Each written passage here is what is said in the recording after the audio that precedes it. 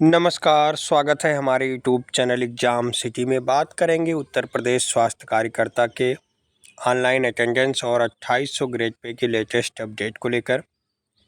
तो इससे पहले अभी तक हमारे यूट्यूब चैनल एग्ज़ाम सिटी को आप लोग सब्सक्राइब नहीं किए हैं तो प्लीज़ सब्सक्राइब कर लीजिए, साथ में बेल आइकन प्रेस कर लीजिए ताकि हर लेटेस्ट वीडियो के नोटिफिकेशन आप सभी को मिलते रहें।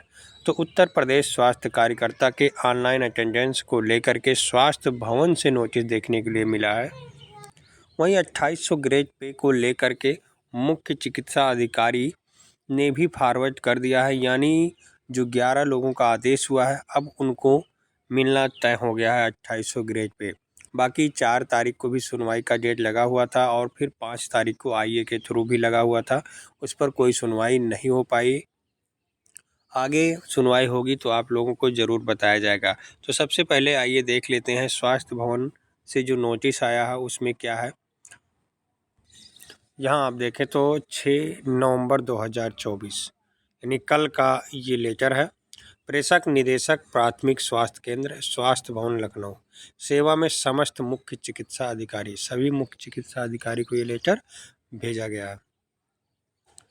विषय उत्तर प्रदेश विधानसभा की प्राक्कल समिति 2022-23 की दिनांक 22/8/2024 को संपन्न हुई बैठक में दिए गए निर्देशों के संबंध में कृत कार्रवाई की आख्या उपलब्ध कराए जाने के संबंध में उपर्युक्त विषयक महानिदेशालय के पत्र संख्या 17F नीबा कैंप प्राक्कल 2024 1308 दिनांक 4/11/2024 के साथ संलग्न शासन के पत्र संख्या 2051 5/6/2024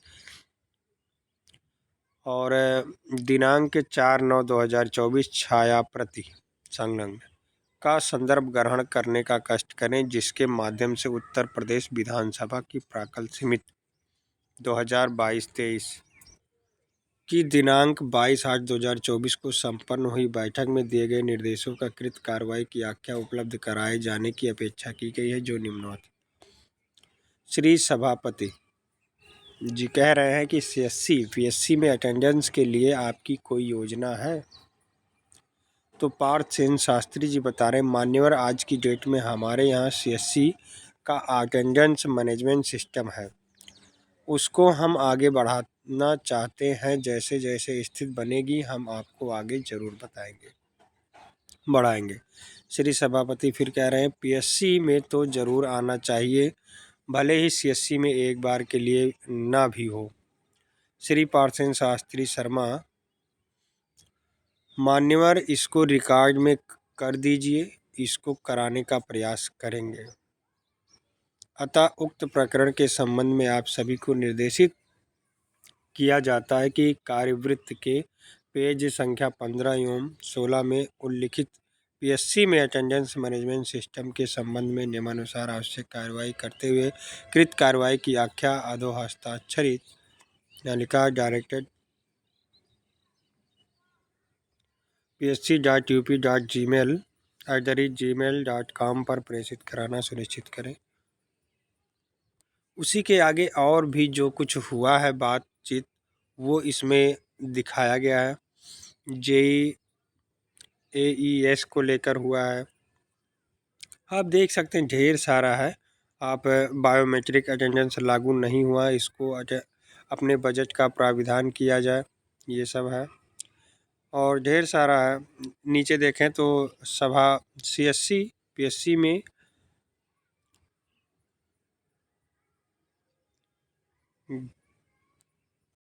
अटेंडेंस के लिए कोई योजना है, यानी वही सब जवाब यहाँ लिखा हुआ मान्यवर, वही सब जो आगे ऊपर पढ़े हैं, क्योंकि वही हाईलाइट किया गया था वहाँ और यहाँ भी हाईलाइट किया गया। बाकी और सब पढ़ना चाहते हैं तो पढ़ लीजिए, बाकी देख सकते हैं पूरा। अब बात करते हैं 2800 ग्रेड पे को लेकर के जो आदेश हुआ था और जो परिवार कल्याण के द्वारा नोटिस जारी किया गया था उसको फॉरवर्ड कर दिया गया सीएमओ के द्वारा, यानी अब मिलना तय हो गया है 2800 ग्रेड पे। यहाँ आप देखें महानिदेशक परिवार कल्याण उत्तर प्रदेश लखनऊ। ये हम लेटर आप सभी को पहले दिखाए थे। मुख्य चिकित्सा अधिकारी बलरामपुर और सुल्तानपुर और आजमगढ़। 23 अक्टूबर 2024 का ये डेट है। लेकिन ये बलरामपुर के जो मुख्य चिकित्सा अधिकारी हैं, कल की डेट में इसको भी फॉरवर्ड कर दिया इन्होंने, मैंने परसों की डेट में 5/11/2024। नीचे आप देखें तो आपके सामने आएगा, पूरा लिखा हुआ है, मुख्य चिकित्सा अधिकारी बलरामपुर। इस लेटर में क्या है आप लोग देख सकते हैं। रिट याचिका संख्या 20-255/2021 कमलदीप निराला व अन्य बनाम उत्तर प्रदेश राज्य व अन्य में माननीय उच्च न्यायालय द्वारा पारित आदेश दिनांक 4/7/2023 के अनुपालन के संबंध में। महोदय, उपरोक्त विशेष शासन के पत्र संख्या 500/5/10/2024 दिनांक 22 अक्टूबर 2024 की आपको संबोधित एवं अधोहस्ताक्षरी की पृष्ठांकित है का संदर्भ ग्रहण करने का कष्ट करें, जिसके माध्यम से उक्त शासनादेश के प्रस्ताव 3 में आपको निर्देशित किया गया है कि प्रश्नगत याचिका में प्रतिपक्षी संख्या 3, 4, 5 जो कि आप हैं एवं स्वास्थ्य कार्यकर्ता पुरुष महिला के आहरण एवं वितरण अधिकारी होने के दृष्टिगत उक्त रिट याचिका में माननीय उच्च न्यायालय के दिनांक 4/7/2023 के आदेश में दिए गए निर्देशों के पालन में आपके स्तर से का आवश्यक कार्रवाई की जानी है। अतः आप उक्त के अनुपालन में कार्रवाई करें, जो कि माननीय उच्च न्यायालय से लंबित विशेष अपील SPLA 189/2024 जो 4 की डेट में लगा हुआ था, जो आगे सुनवाई होगा। उत्तर प्रदेश सरकार व अन्य बनाम कमलदीप निराला व अन्य में अंतिम निर्णय के अधीन होगा। जो ये आदेश दिया गया है उसके अधीन होगा। यह आदेश मात्र इसी विशिष्ट मामले संबंधित याचिकाकर्ताओं का कुल संख्या 10 पर लागू होती है या अन्य किसी मामले पर लागू नहीं होगी। यदि उक्त मामले में विभाग द्वारा योजित विशेष appeal special appeal 189/2024 Uttar Pradesh व अन्य बनाम कमलदीप निराला व अन्य में विभाग के पक्ष में निर्णय आता है, तो संबंधित याचिकाकर्ताओं से नियमानुसार वसूली कार्रवाई की जाएगी। यानी सरकार जब जीत जाएगी तो ये जो दिया 2800 ग्रेड पे दिया जा रहा है वो वापस ले लिया जाएगा। लेकिन ये भी लिखा गया है यदि सभी के लिए आदेश होता है तो सभी को दिया जाएगा।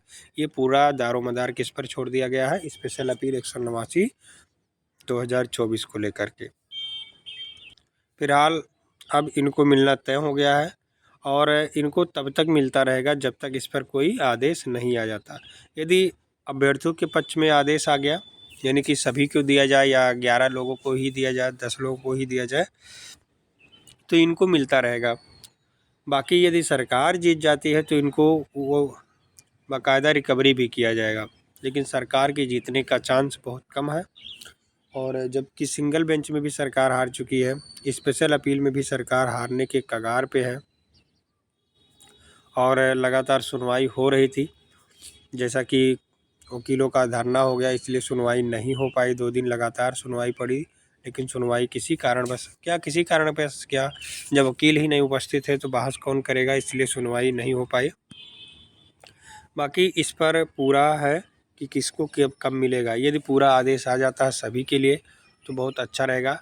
वैसे हमारे कहने का मतलब ये है कि आप सभी लोग, जो अध्यक्ष है ना धनंजय तिवारी, आप लोग पैसा देते थे तो आप लोग दबाव बनाइए कि मांग सभी के लिए किया जाए। 11 लोगों का आदेश आ गया कोई बात नहीं, लेकिन पैसा सभी का गया है, तो अब जो स्पेशल अपील में आदेश आए वो सभी के लिए आए, क्योंकि सभी ने पैसा दिया है।